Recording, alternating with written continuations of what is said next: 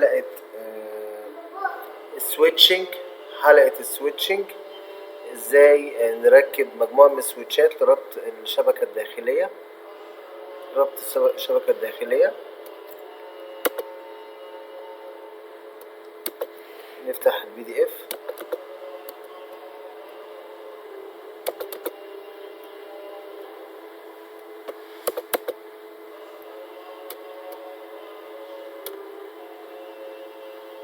طبعا تقدروا تشوفوا طريقة تركيب السويتشات في اللاب في اول الفيديو.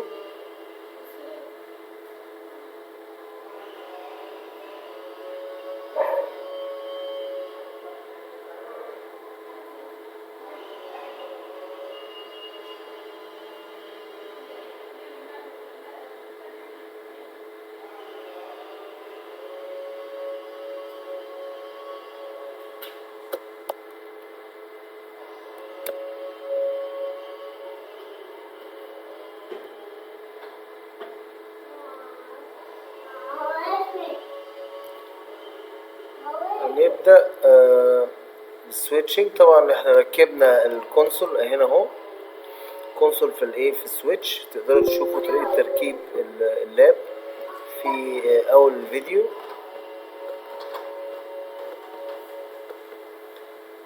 طبعا هنعمل امر enable من اليوزر مود للبريفليج مود زي ما احنا شايفين كده. نفس طريقة استخدام الراوتر.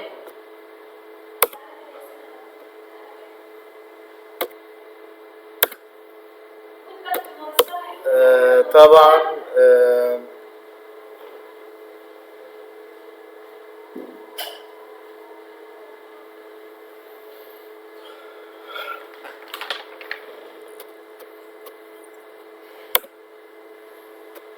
كده السويتش فتح.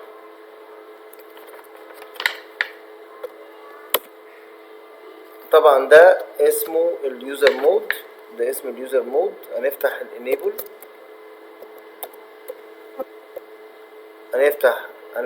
هنمشي من اليوزر مود ستيج، من مرحلة اليوزر مود. طبعا بتستخدم في الباسوردات عشان ما تخشش على السيستم بتاع السويتش من غير ما تحط الباسورد. ده هنتعلم ازاي نحط باسورد على السويتش بعد كده. كده وصلنا للبريفليج مود اللي هو الشباك، علامة الشباك ده بريفليج مود. عايز ترجع تكتب disable، يبقى ترجع اليوزر مود تاني، منطقة الباسوردات لحماية السيستم. كده دخلنا enable تاني، en او enable، تخش البريفليج مود. بريفليج مود لمنطقة اظهار التعديلات اللي انت دخلتها على السيستم البريفليج. تمام. بعد كده الكونفيج تيرمينال، الكونفيجريشن تيرمينال لإدخال التعديلات على السيستم، اللي هو زي إدخال التعديلات مش لإظهار التعديلات. البريفليج مود لإظهار التعديلات، لكن الكونفيج تيرمينال لإدخال التعديلات على السيستم زي الأيبيهات وهكذا. كونفيج تيرمينال كده. كونفيج تيرمينال دخلنا كونفيجريشن. دلوقتي مثلا انا مركب سويتشين، سويتش في القاهرة وسويتش فين؟ في اسكندرية، وعايز اربطهم ببعض. يبقى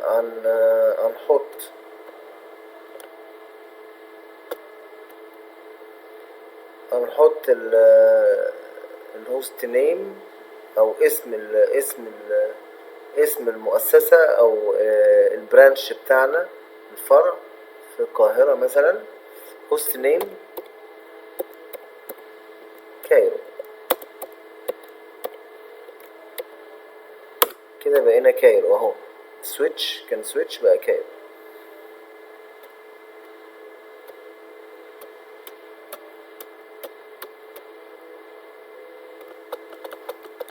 ماشي. في امر تاني اسمه بانر، MOTD.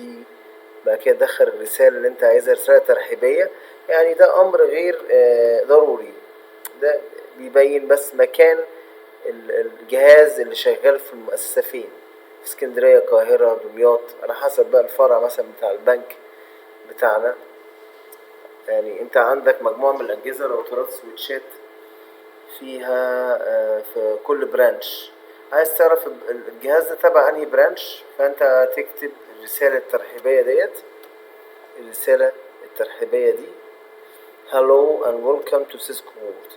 يعني نعمل hello أو welcome to مثلا كايرو بانك مثلا. دي رسالة ترحيبية بترحب بالاي تي، ان المسج دي مبتظهرش الا للناس بتوع الاي تي، مبتظهرش للناس العاديين، للمستخدمين العاديين. تمام. بس مش اساسية بس هندخلها. config terminal هندخل بانر MOTD،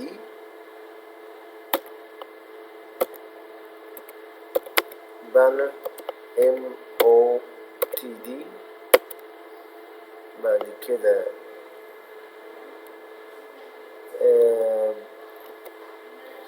كده welcome، ندخل امر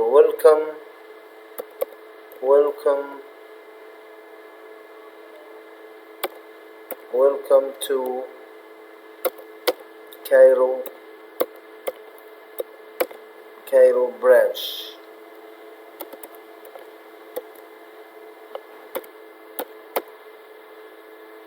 welcome to Cairo branch. ماشي. عايزين نشوف بقى ايه المسج دي هتظهر ازاي. هنخرج دلوقتي في بريفليج، خرجنا كنترول زد، خرجنا من config للايه، كنترول زد من config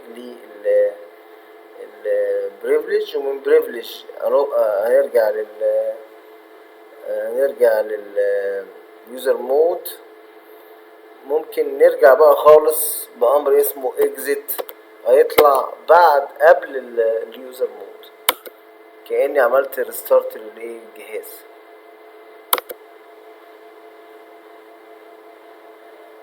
هو كده ما ظهرهاش كاملة، هنرجع هنضطر نرجع للأمر تاني.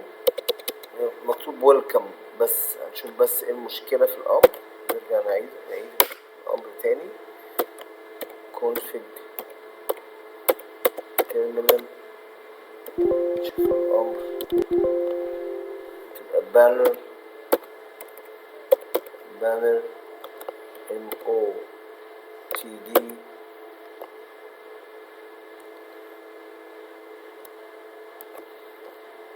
welcome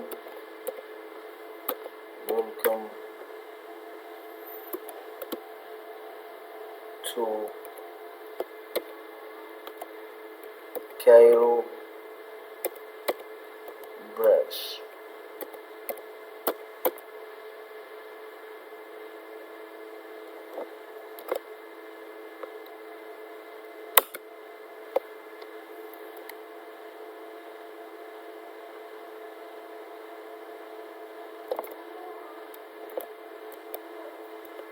exit.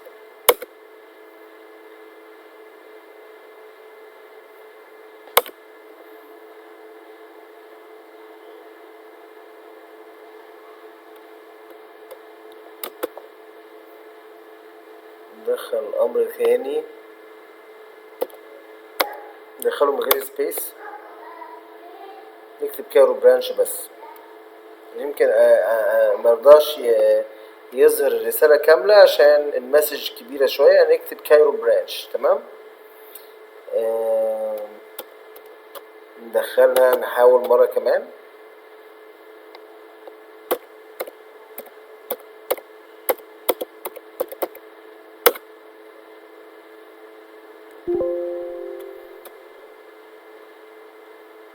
banner MOTD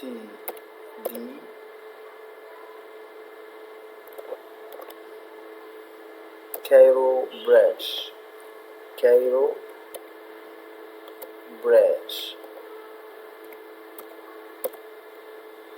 ماشي. ومقفلين بالداش عند الشباك.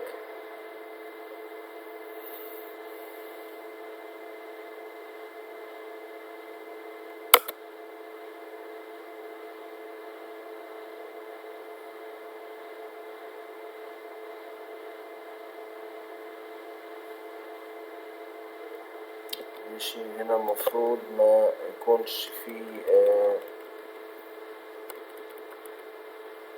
المفروض ما يكونش مكتوب بال بالكابيتال، يبقى سمول كله.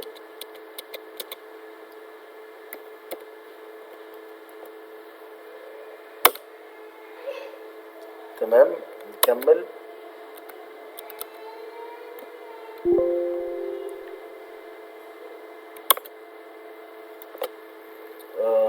ندخل امر exit.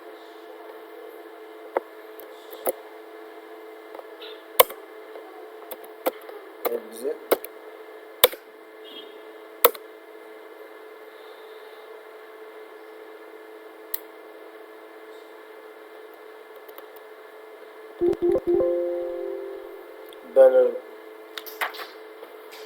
ندخل امر سبيس بقى، مرضيش عشان امر السبيس، عشان في سبيس المفروض ندخله.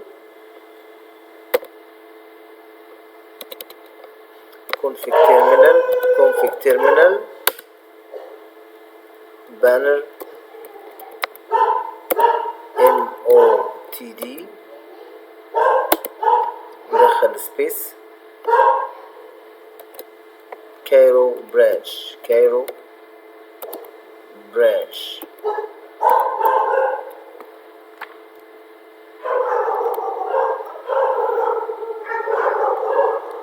تمام يا شباب.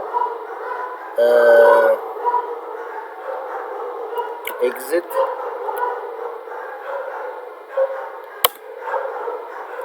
كمان.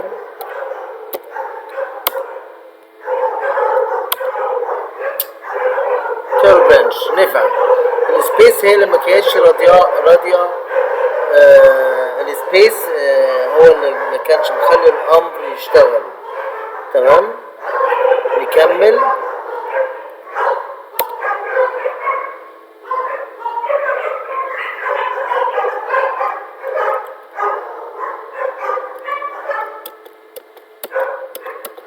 شو فيرجن، امر شو فيرجن بيبين نوع المكنه او نوع الجهاز اللي شغال.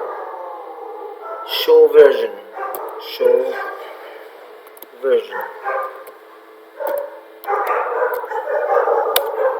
امر شو فيرجن بيبين نوع الجهاز اللي احنا شغالين عليه. سويتش سيسكو كاتاليست 3560 بيبين الفيرجن بتاعه. الاوبريتنج سيستم الاي او اس بتاع السويتش. تمام، نكمل. طبعا السيريال نمبر بتاعنا والميموري والماك ادرس، كل المعلومات بتاعت الجهاز بتاعنا. تمام، نكمل.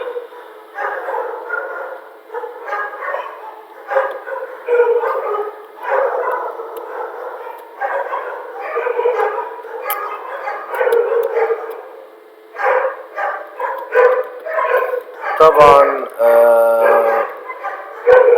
نخش على حاجة تانية دلوقتي. شو رانينج كونفيج ده بيبين التعديلات اللي احنا قمنا بيها في السيستم.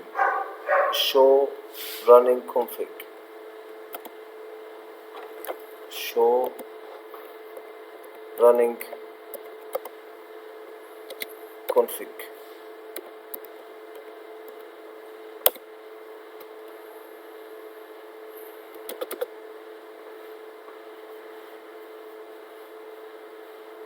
تمام.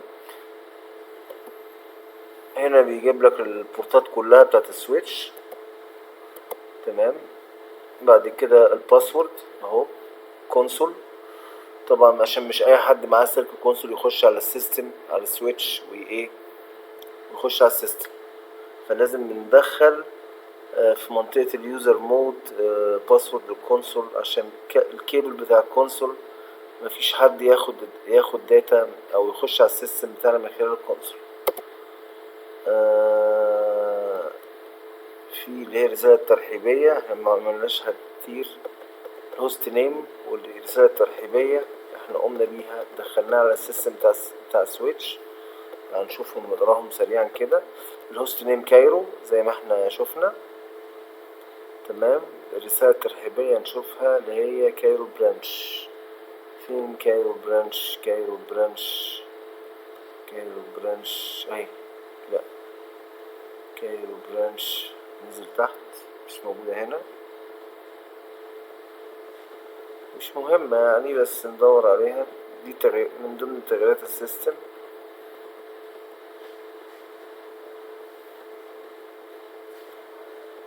اهو كايرو برانش اهي، بانر MOTD. مش مهم، مش يعني مش امر ذو اهمية، بس ايه، عشان يبين لك مكان الجهاز ده في انهي برانش بس. نكمل.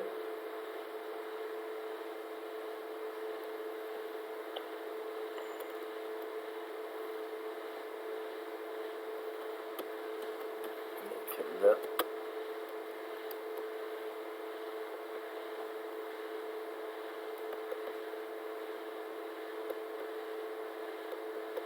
طبعا امر داير ده بيبين لك الفايلات اللي في الفلاش اللي داخل سويتش. ندخل امر شو فلاش.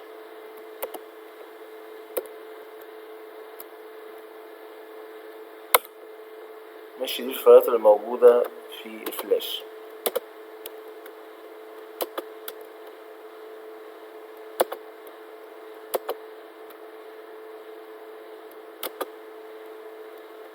تمام.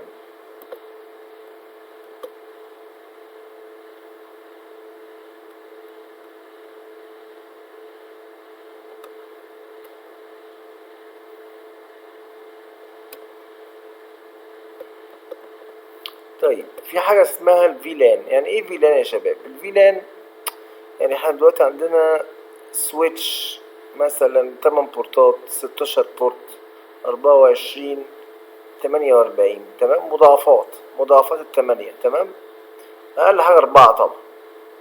فانت تعمل فيلان هي تقسيم البورتات. يعني مثلا تعمل لك مثلا 4 بورت للاوفيس بوي، 4 بورت للمانجمنت، 3 بورت للسكرتيريز السكرتارية، للسيلز، المشتريات، البرشيز ديبارتمنت، المينتننس، الاي تي، تمام. فكل تقسيم البورتات هنسميها بفيلان. يبقى فيلان 1 بالاي بي بتاعها، فيلان 2 بالاي بي بتاعها، فيلان 3 بالاي بي بتاعها، فيلان 4 بالاي بي بتاعها. تعمل كده، تمام. نتعلم ازاي نعمل فيلانز، تمام. تمام. وازاي نحط اي بي لكل فيلان، كل تقسيمة بورتات الاي بي بتاعها الخاص، تمام. فهنعمل امر اسمه show interface VLAN 1. امر اسمه show VLAN. نعمل show VLAN. show VLAN هيجيب لك عدد البورتات الملحقة في كل فيلان. ده فيلان 1، التقسيمة الأولى. فيلان يعني تقسيمة بورتات. التقسيمة الأولى للبورتات كله محطوط تحت ايه؟ الفيلان 1 التقسيمة الأولى. فيلان 2 مفيش تحتيها بورتات، اللي هو اسمه مانجر. فيلان 3 مفيش، اللي اسمها سكيورتي. الناس بتوع السكيورتي بتوع الشركة، عشان لو واحد مثلا دخل عايز يعمل شغب، او واحد دخل اوريدي عمل شغب جوه الايه الشركة، بنتصل بالتليفون للسكيورتي عشان يجيبوه. مثلا اديكم مثال، فبنعمل شبكة تليفونات في الشركة كلها. المانجر عنده تليفون، السكيورتي عنده تليفون، الاوفيس بوي عنده تليفون، الاميرجنسي مثلا في مستشفى، طوارئ، السيلز المبيعات، وهكذا. نعمل اي قسم احنا عايزينه، نعمل شبكة تليفونات بحيث ان ايه اقسام الشركة تبقى مرتبطة ببعض بتليفونات داخلية، بشبكة تليفونات سيسكو داخلية. طبعا كل فيلان بيبقى ليه اي بي بتاعه، اي بي الخاص بيه. كل ده احنا هنتعلمه بالتفصيل ان شاء الله. وازاي نخصص مجموعة من الاي بيهات من البورتات ونحولها من فيلان 1 للفيلانات اللي تحت دي، وازاي ننشئ فيلان. كل ده نتعلمه. اول حاجة نعمل مثلا فيلان اسمها بيرشيز اللي هي الشراء، نعملها فيلان 7. فيلان 1 اللي هي فيها البورتات كلها دي ديفولت. من اول 2 لغاية ما للنهاية بقى نقدر نسميهم اي اسم. تمام. يعني مثلا نعمل purchase، نعمل مثلا purchase، نعمل contracts التعاقدات. تمام. التعاقدات. فنعمل 2 فيلان، يعني فيلان 7 وفيلان 8. ماشي. نخش نعمل تقسيمة، نخش على الكونفيج تيرمينال، هنعمل فيلان 7 مثلا. فيلان ايه 7، عملنا فيلان 7.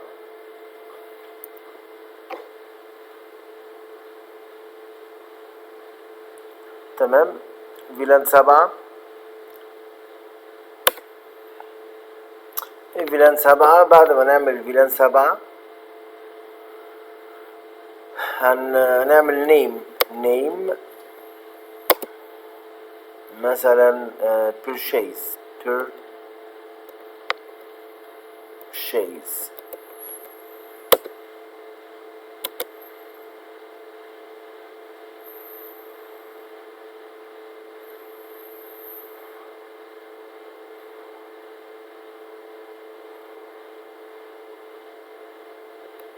طيب الاول هنعمل في تي بي عشان بيقول عمل مسج، بيقول في تي بي مود، في تي بي مود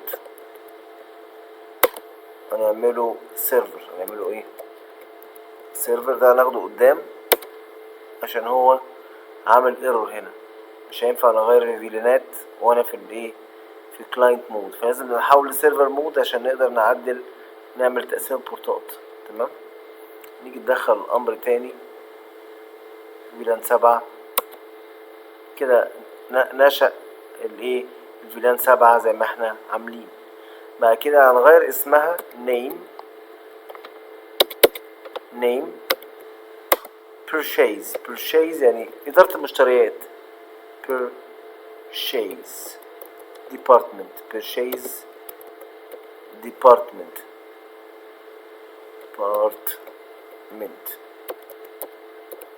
ماشي، عشان ايه كبيرة فايه حلوة اوي كده. ماشي. نعمل فيلان كمان، فيلان 8. فيلان كام 8. فيلان 8 هنعمل نيم contracts تعاقدات ماشي. نطلع ونشوف اللي احنا عملناه، التعديلات اللي احنا عملناها. طبعا البريفليج مود بيظهر التعديلات اللي دخلناها عن طريق الكونفيج مود. ماشي. نشوف شو فيلان، الله ورينا التعديلات. راح موريني بقى البرشيز والايه والكونتراكتس. ماشي. عايزين مثلا ننقل 1 و2 و3 و4 و5، اول 5 بورتات في ادارة المشتريات. ماشي. وادارة التعاقدات مثلا دول بورتات متتالية. في طريقة لعمل بورتات متتالية، في طريقة لعمل بورتات غير متتالية. انا اتعلم من طريقتين، يعني من 1 ل5 هيروحوا لبرشيز، ومثلا 6 و11 و20 هيروحوا لإدارة التعاقدات. دول بورتات غير متتالية، يعني مش ورا بعض. هندخل أمر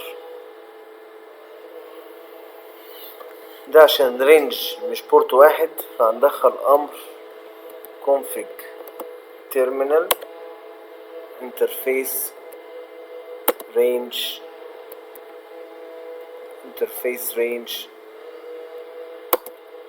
fast ethernet من 0 لكام؟ من 0 من 1 لكام؟ ل5. ماشي كده الرينج اتعمل.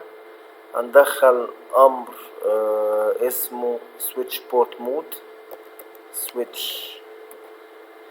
port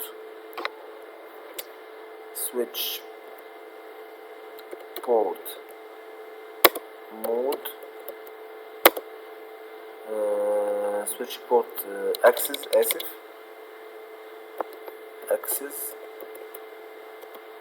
وندخل رقم الفيلان. تقريبا البرشيز كان كام والكونتراست كانت كام؟ انا نسيت. برشيز رقم 7. برشيز رقم ايه؟ 7. الكونتراكتس رقم كام؟ رقم 8. يبقى ندخل البورتات ديت اللي انا ذكرتها هتروح رقم 7. تمام. قوم كاتب 7 اكسس فيلان. ده فيلان عشان كده قال لي ايه؟ شوف عمل لي سهم، قال الغلطة هنا، انا كتبت 7 من غير فيلان عشان كده قال لي الغلطة عند ال7 ومحدد لي الغلطة فين. كده صح. هنشوف ونطلع exit ونشوف الدنيا ايه التعديلات بتاعتنا. exit شو فيلان اي بورتات من 1 ل5 انتقلوا الى فيلان 7 اللي هو تقسيمة البورتات ال7. تقسيمة البورتات فيلان يعني تقسيمة البورتات ال7 اهو. كده قسمنا البورت من 1 ل5، نقلناهم من فوق لتحت، من فيلان 1 لفيلان 7. طيب هناخد زي ما قلنا 6 و11 و20 بورتات غير متتالية. الامر مختلف بقى، يبقى امر ايه؟ مختلف. ايه الامر اللي احنا هنستخدمه؟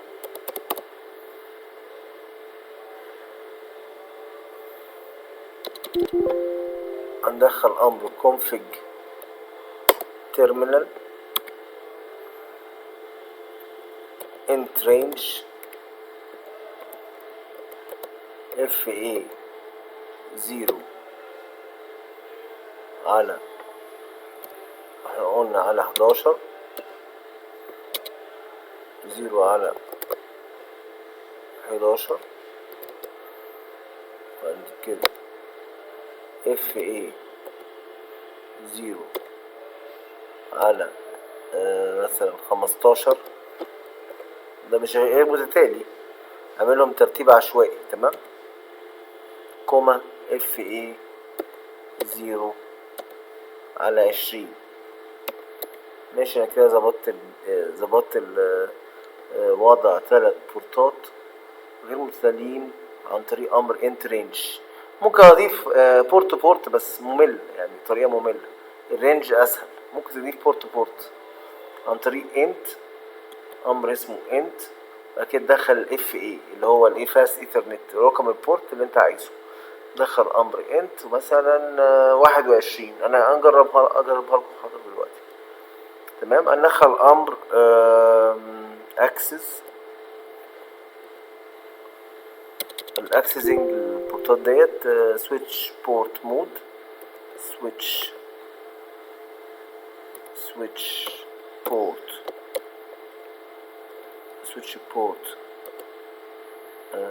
access. ماشي. فيلان 8. فيلان كام؟ فيلان 8. ماشي كده. طبعا كلهم انتقلوا. ندخل امر exit. ماشي. شو فيلان exit كمان مرة. لازم نروح البريفليج وامر شو فيلان. ماشي. طبعا هنا البورتات انتقلت. واحنا عايزين ننقل مثلا بورت واحد اوفيس بوي، مش مش شرط ان يبقى عندنا 4 اوفيس بوي، عايزين اوفيس بوي واحد، اوفيس بوي واحد يعني ليه تليفون يبقى جنبيه بحيث ان الناس تتصل بيه في الشركة، اعمل لي قهوة، اعمل لي شاي، تعالى ننضف الكوباية اللي اتكسرت، وهكذا. تمام. هنشوف الامر ده مثلا نخليه 21. تمام. اوفيس بوي اللي هو رقم كام يا شباب؟ رقم 4. تمام. اوفيس بوي رقم 4.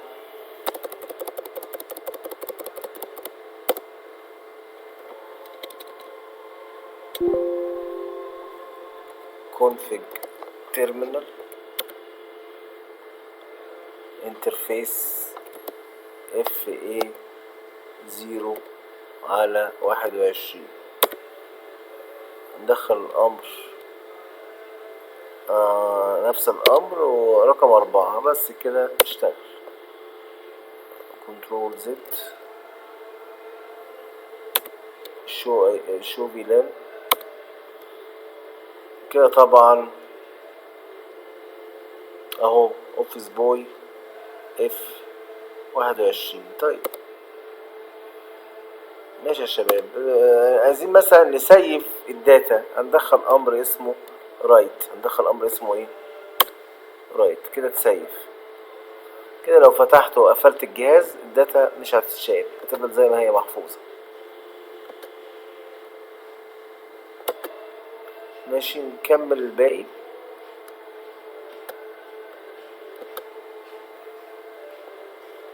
ماشي يا شباب. هنا عايزين ندخل مثلا فيلان 1 الاي بي بتاعه كذا، فيلان 2 الاي بي بتاعه كذا، فيلان 3 الاي بي بتاعه كذا، وهكذا. ندخل مثلا امر ندخل الامر ده نجرب.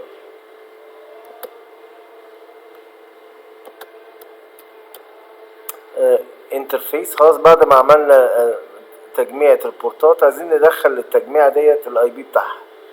فنخش على الكونفج تيرمينال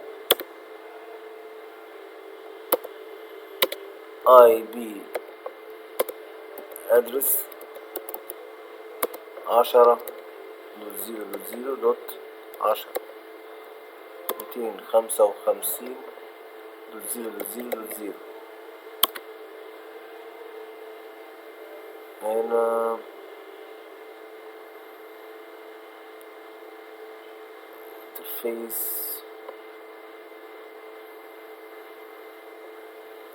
انترفيس فيلان 1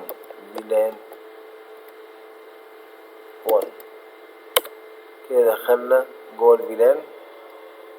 ماشي هندخل الامر ده تاني منقطش.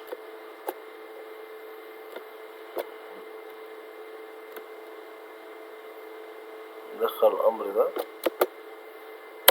كده لقط. تمام. نعمل امر نو شت يعني فعل لي الفيلان دي. خلاص كده اشتغل. نعمل امر شو انترفيس فيلان 1.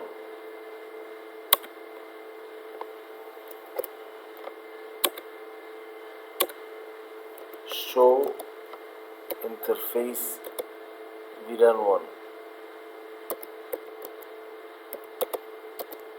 كده يبين لي كل الداتا في فيلان 1. رقم الاي بي لسه مدخلينه اهو واب. تمام. امر شو فيلان بيبين البورتات المرفقه في الفيلان، لكن امر شو فيلان كذا بيبين لك الاي بي بتاعه. الاي بي ايه بتاعه. حتى نراجع كده شو فيلان اهو. شو فيلان بيبين لك كل حاجه بخصوص البورتات المرفقه بالايه بالفيلانز بس، فما بيجيبش معلومات اكتر من كده. فامر شو فيلان بيبين البورتات المرفقه بالفيلانات، لكن الامر التالي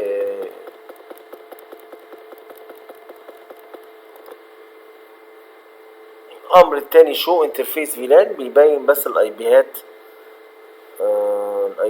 بتاعه الفيلانات. تمام. نكمل.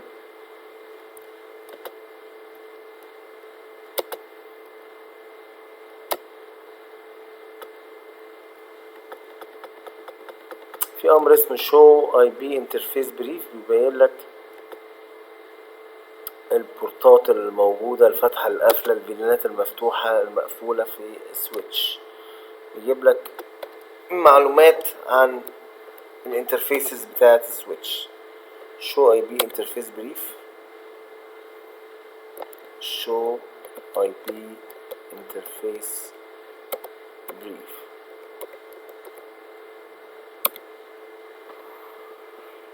اهو قالك الفيلان اب هنشوف كام بورت فاتح في السيستم. هنا البورت بورت رقم 23 و24 هما اللي فاتحين بس، والبورت الفايبر اللي هو جيجا بت الفايبر. طبعا شوفوا اول الفيديو هتلاقوا اللاب متركب تمام.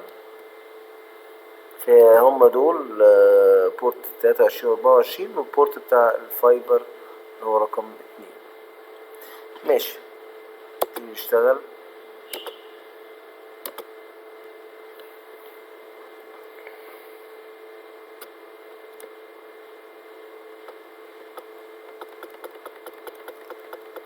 في امر اسمه show interfaces status ندخله. show interfaces status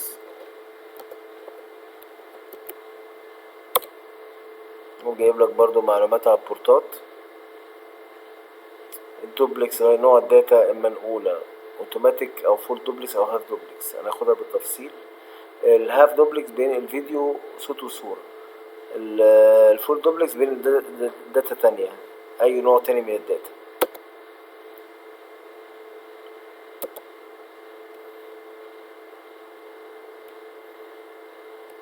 هنا طبعا مين كونكت او لا. بورت رقم 1 كونكتد، بورت رقم 23 و24 والفايبر تمام. هم 4 بورتات كونكتد. في امر بيجيب لك البورتات اللي شغالة بس هناخده، اللي هو الماك ادرس تيبل دايناميك هندخله كمان شوية. في امر اسمه show interfaces برضو متاح.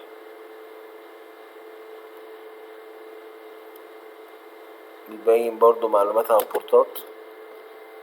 show interfaces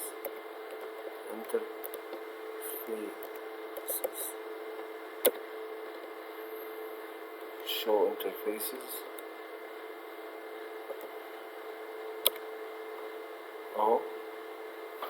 دي معلومات عن البورت الفيلان. اول حاجة انترنت ادرس ده الفيلان تمام، وجاب الفاست ايثرنت. اول حاجة جاب الفيلان اهو، بعد كده جاب الفاست ايثرنت البورت الاول كونكتد الماك ادرس بتاعه، كل بورت للماك ادرس بتاعه.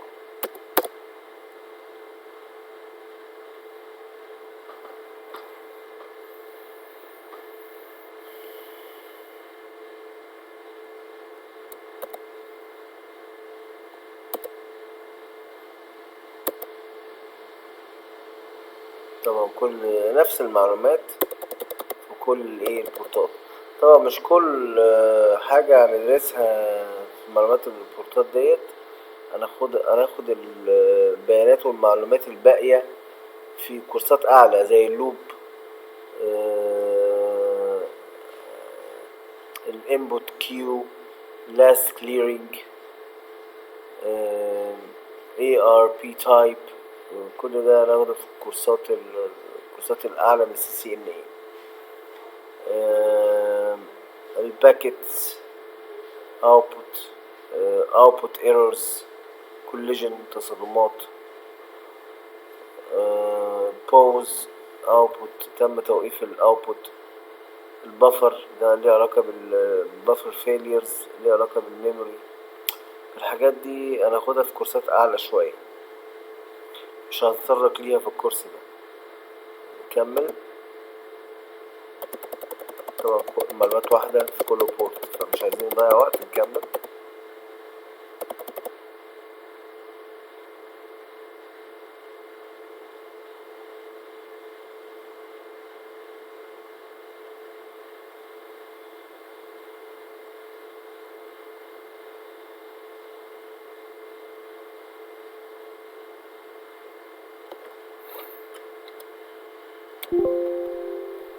نكمل.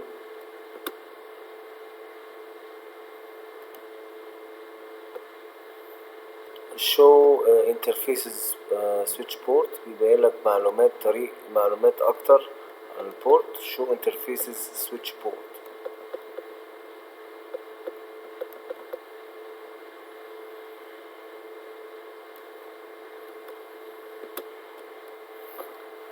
show interfaces switch port. switch port.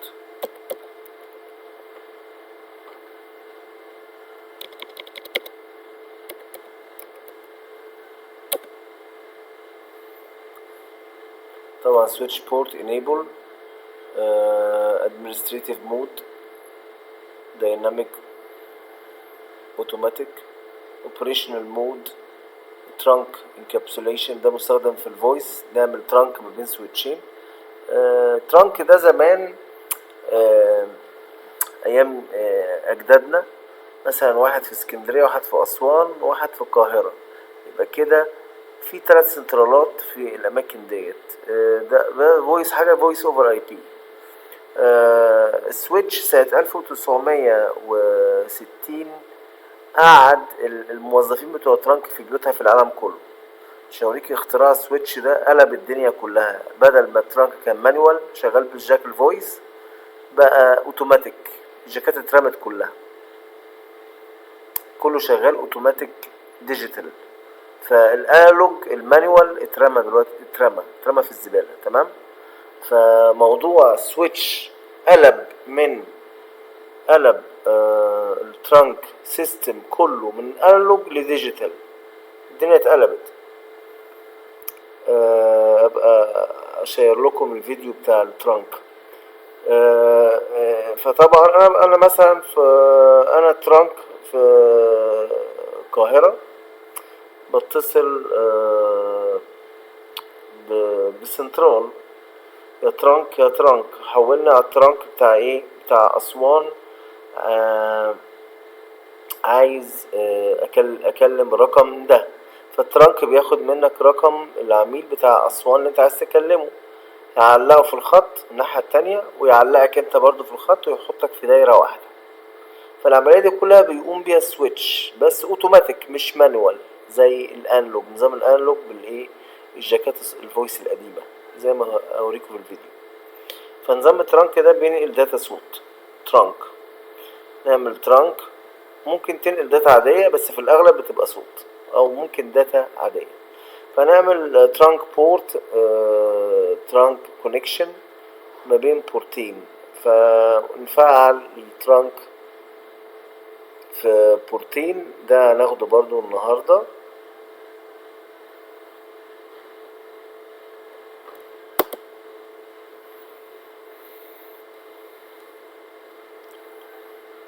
تمام. دي معلومات أعلى شوية.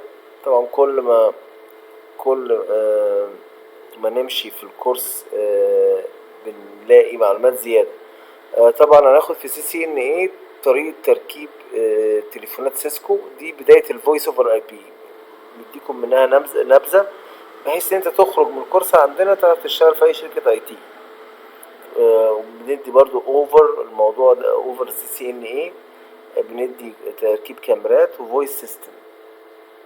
تمام. وهناخد كمان الاكسس بوينت الوايرلس، طريقة التقريش بتاع الكيبلز،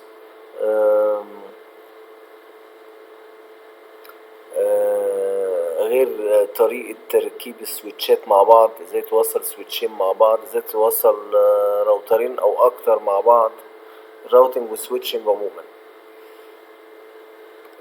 فدي مواضيع العمل اللي احنا هناخدها ان شاء الله في الكورس بتاع CCNA. نكمل.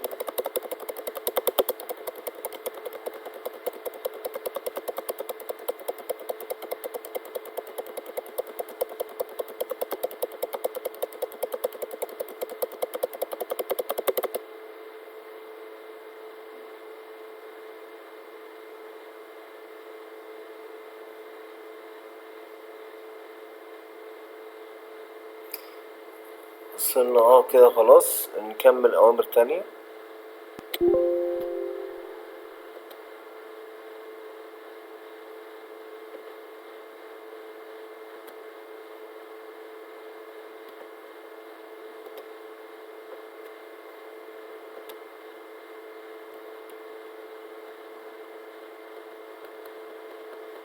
show interfaces capabilities ده بيبين برضو نوع داتا تانية. show interfaces capabilities. show interfaces cap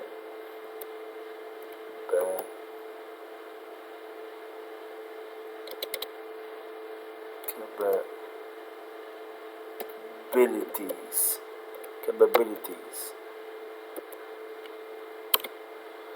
ماشي كده. بيبين لك السبيد، سرعة الداتا، الدوبلكس، نوع الداتا اللي ماشية في البورت بتاعنا، الترانك انكابسوليشن ده هناخده بالتفصيل بتاع الفويس او الداتا العادية، ترانك مود، نوع الترانك،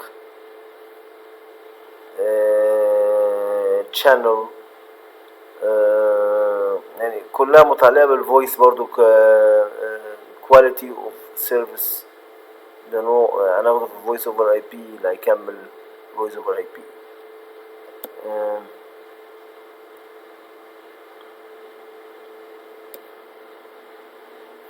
طبعا كل المعلومات دي بتتكرر في كل البورتات. نكمل. طبعا كل بروجكت بيبقى ليه نوع معين من الأوامر بحيث ان البروجكت يتم بنجاح. طبعا بروجكت مثلا اكسس بوينت غير بروجكت لاب، غير لاب تليفونات، غير لاب توصل الشبكة ببعض بأجهزة الشبكة الداخلية، ازاي تربط فروع خارجية ببعض زي ال ATM مثلا، فروع البنوك، ازاي تربط فرع بنك القاهرة باسكندرية بأسوان بطنطا بالمنوفية، تربط شبكة ATM بتاع بنك معين في أنحاء الجمهورية عن طريق الراوترات، ربط الشبكات الخارجية. الشبكات الداخلية بتاعت البنك بتتربط بالراوتر وبعد كده الراوتر ينقل الشبكة الداخلية بتاعت البنك للشبكات الخارجية في الفروع الباقية. تمام. كل ده هناخده بالتفصيل في الراوتينج في كورس ال CCNA.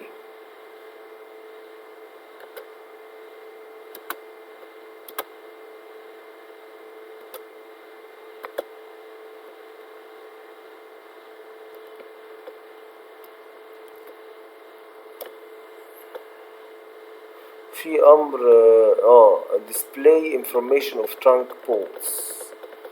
طبعا هنا الامر ده مش هينفع نستخدمه الا لما نكون رابطين سويتشين او اكتر، فهنضطر نفعل بورت 23 ماشي، وبعد كده بورت 23 الناحية التانية في السويتش التاني اكون مفعله. فلو ما عملتش كده مش هيديك اون، مش هيدي الترانك اون، هيدي اوف. فده هناخده دلوقتي حالا. ندخل الامر بتاع تفعيل الترانك بورت دلوقتي.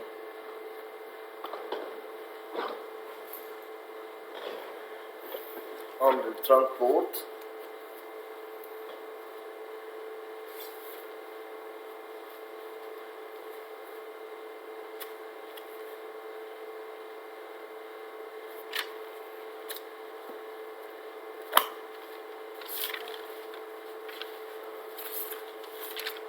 امر trunk port اهو،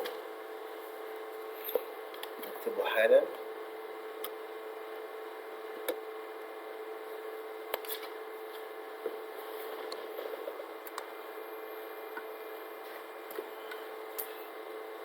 امر trunk port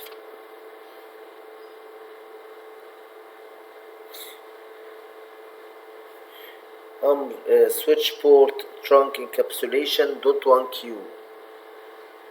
هنخش على الconfig terminal،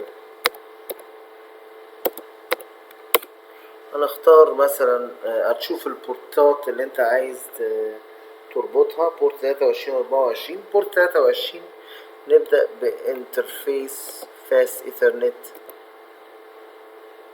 فاست ايثرنت 0 على 23. كده اخترت نوع البورت خشيت فيه. بعد كده هندخل امر switch port trunk switch port trunk switch port trunk encapsulation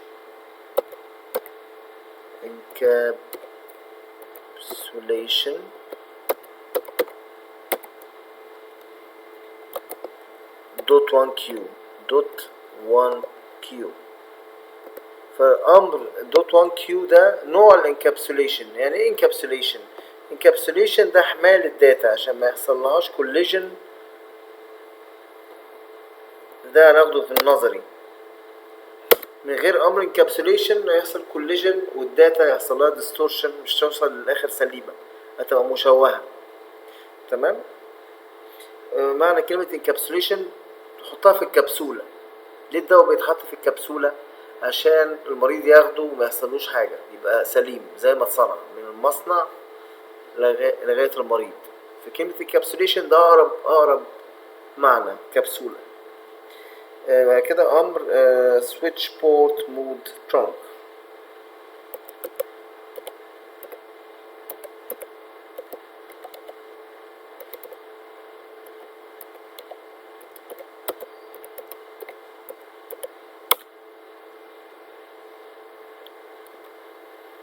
عملنا بس سبيس هنا، نشيل السبيس كده الامر اشتغل. طيب هو طبعا لازم نفعله بقى. احنا دلوقتي في كايرو، لازم نروح اليكس. هنروح ايه؟ سويتش اليكس، سويتش الكسندريا. فهنضطر ننقل نضطر ننقل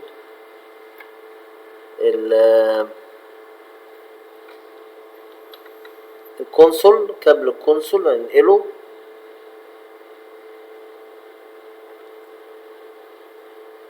كده. نقلته الفرع التاني بتاع اسكندرية، السويتش التاني يعني.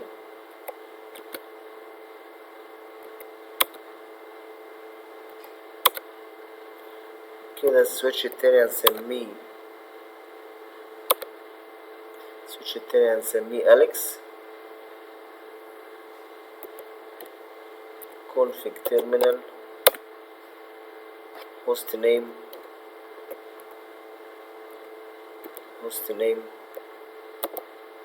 أليكس. ماشي، host name ايه؟ أليكس. كده بقى أليكس. تمام. هنكرر الايه هنكرر التلات اوامر دول، هننقلهم تحت بعض على طول. رايت كليك رايت كليك رايت كليك، خلاص هيتنقلوا كوبي بيست. نفس الاوامر هننقلها.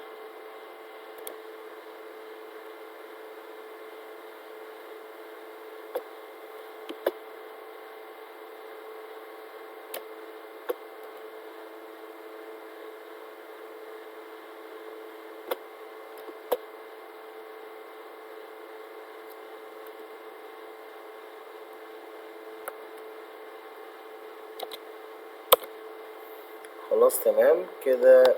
تطلع نكتب show interfaces trunk. show interfaces trunk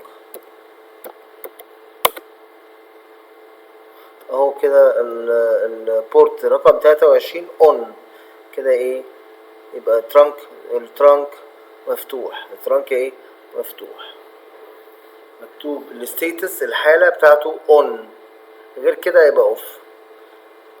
غير كده يعني هو ده الترانك المفتوح في السويتشين بورت كام 23. لو نقلت، لو انا شلت مثلا بورت 23، انا هشيل البورت اهو 23، شلت 23 تمام. هاجي ادخل نفس الامر، اقول له دخل لي نفس الامر، مفيش حاجه. ليه؟ لان انا شلت اللينك اللي انا عملته، اللينك اللي ما بين الايه، ما بين السويتشين. كده مفيش ترانك. كده هدخله تاني، كده دخل تاني اهو، كده دخلت سلك تاني. هنعمل ندخل نفس الامر show interfaces trunk، كده اشتغل.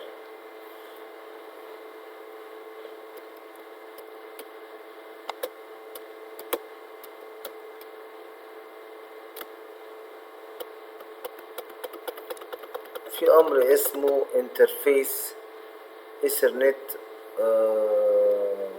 1 over 0 over 1، يعني دخلنا البورت الاولاني السبيد بتاعته 100. الفول دوبلكس ده نوع الداتا اللي هتخش، اللي هو غير الفويس والايه غير صوت والصورة. ماشي، خش config terminal، config terminal interface فاس ايثرنت 0 على 1، السبيد السرعة 100. ماشي،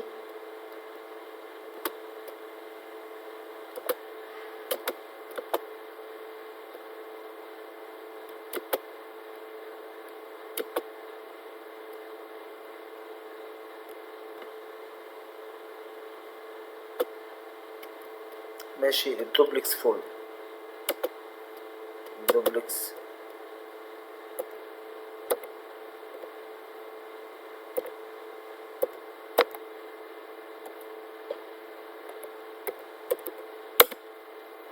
show interfaces status. هندخل امر show interfaces status عشان نشوف الايه show interfaces status.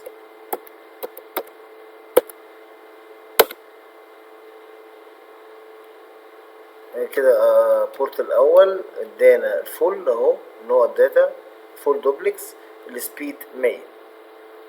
كده التعديلات اللي انا قمت بيها البورت الاول ظهرت.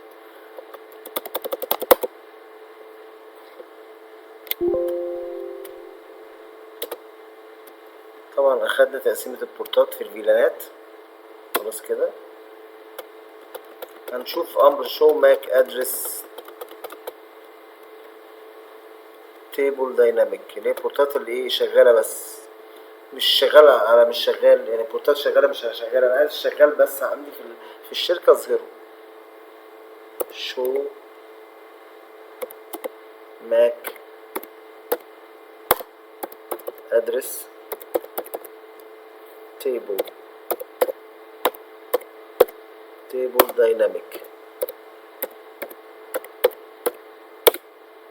ماشي، جاب لي 4 بورتات اللي هو بتاع الفايبر، هو البورت التاني بتاع الفايبر، 23 و24، 23 وايه و24 هما دول شغالين دايناميك من ناحيتين، دايناميك من ناحيتين.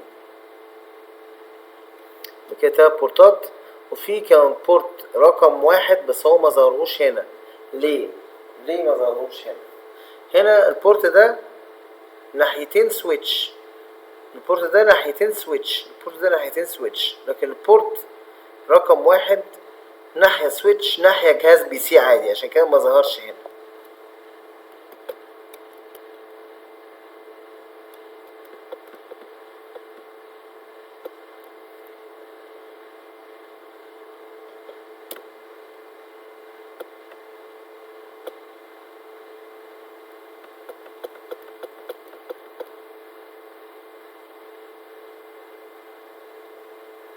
امر ال CDB. CDB ده عبارة عن ايه؟ اشرح لكم دلوقتي CDB ده عبارة عن ايه. ده بيبين لك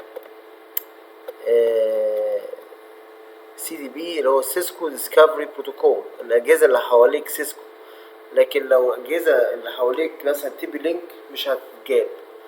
بيبين ايه الاجهزة السيسكو، يعني تعمل زي كده احصاء لعدد الاجهزة اللي موجودة حواليك. show CDB.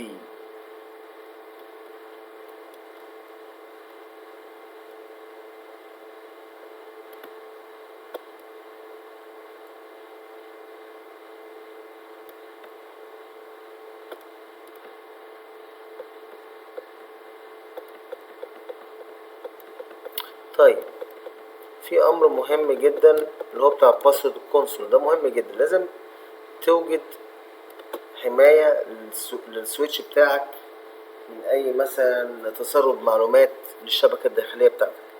فهنخش على الكونسول وندخله الباسورد. نخش على الكونفيج تيرمينال لاين كونسول 0 باسورد سيسكو لوجن.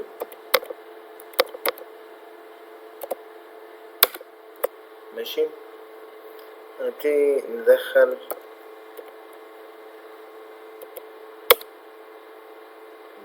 exit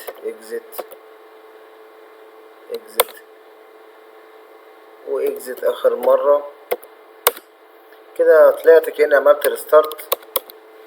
في واحد مخرب كان عايز بقى ياخد الداتا الداخلية بتاعت البنك مثلا، ومعاه ايه فرحان بالايه كابل الكونسول بتاعه. دخل كابل الكونسول بتاعه ولقانا عاملين باسورد كده مش عارف يخش. لازم يكون عارف الباسورد. لو عارف الباسورد ممكن يكون عارفها من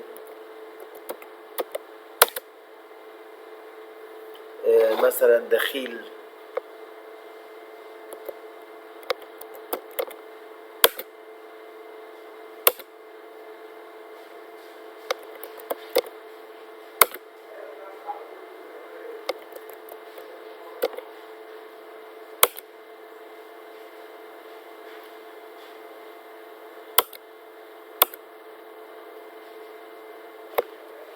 طيب شوف الباسورد اللي دخلناها لان هو مش راضي يخش.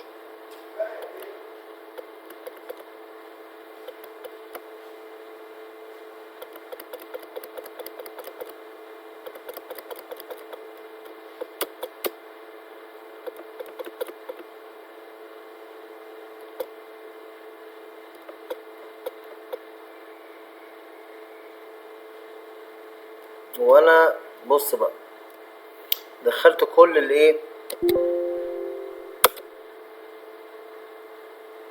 دخلت كل الحروف كابيتال.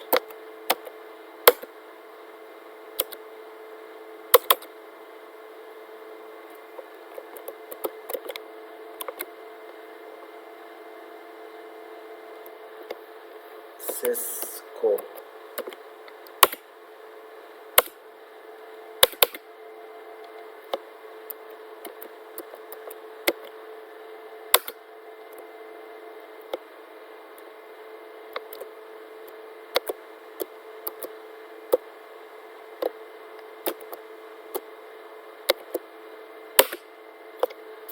بعدين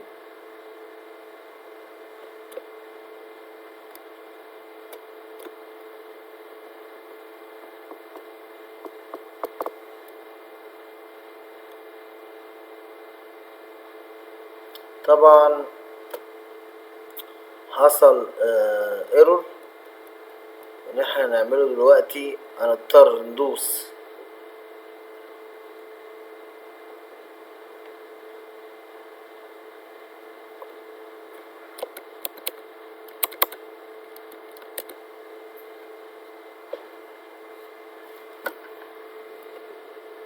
في زرار هندوس عليه اللي هو بتاع الريست ده، يعمل لك ريست للداتا كلها.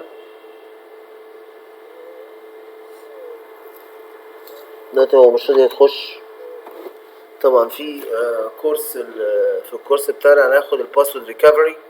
انت ممكن ساعات بتدخل الباسورد تيجي تخش ما يقبلش، بيحصل ايرور كده ساعات، او تنسى الباسورد. في الحالة ديت هندخل امر يرجع لك الجهاز لإعدادات المصنع، يرجعهولك زي ما كان. تمام. هنعمل نظام الباسورد هنا.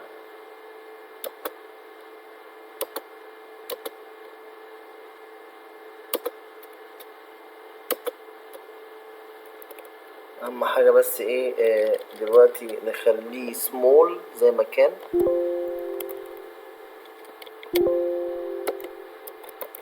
كده رجع سمول. تمام. هندخل امر لاين كونسول config terminal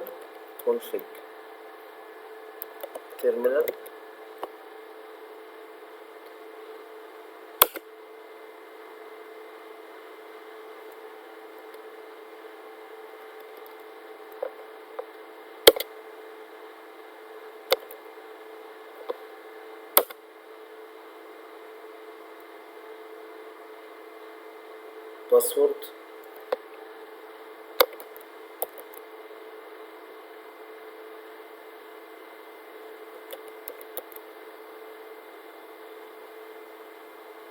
باسورد سيسكو.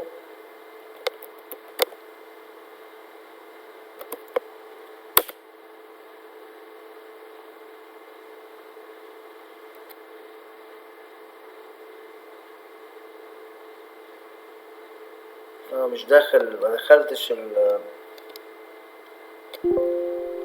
اللاين كونسول.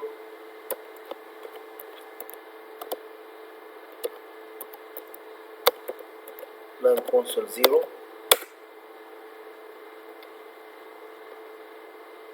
باسورد سيسكو لوجن.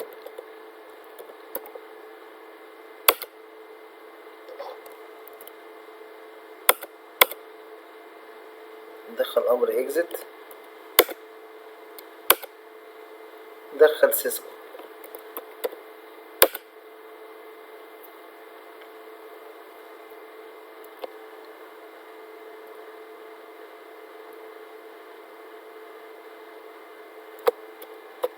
ندخل لوجن.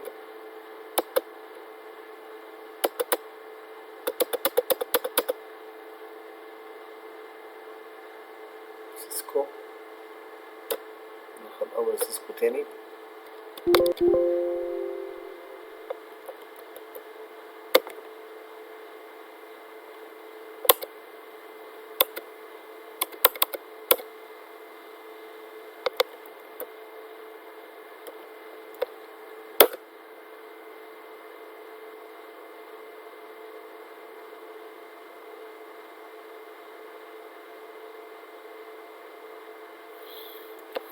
user access verification.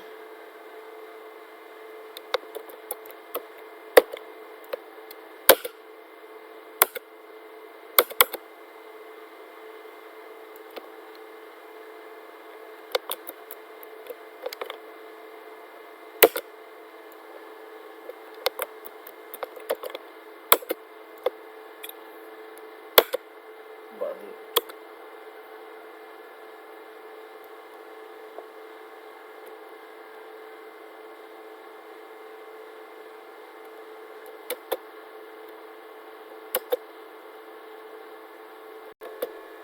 طبعا طريقة عمل الباسورد على سويتشات سيسكو. ندخل 3 اوامر دول: لاين كونسول 0 باسورد سيسكو، سيسكو 1 سيسكو 2، اي باسورد احنا عايزينها. لوجن. لاين نخش على config لاين كونسول 0. نخش على الكونفيج الاول، config terminal line console 0 password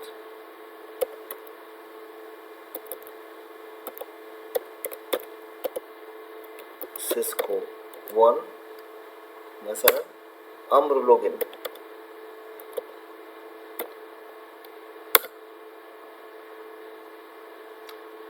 نجرب الباسورد، نخرج بعد ما نسيف طبعا الداتا، نخرج ونعمل ريستارت السويتش كده كأننا عملنا ريستارت بس من غير ما نقفل الباور. ماشي، يقولك هات الباسورد، ندخل سيسكو 1 كده، دخل في اليوزر مود. يبقى كده عدينا الباسورد بتاعة الكونسول. دخل enable بعد كده config terminal. عايزين نشيل الباسورد، هندخلها ازاي؟ نشيل الباسورد، هندخل امر line console 0، مدخلين no password Cisco 1. ماشي، نطلع نعمل exit.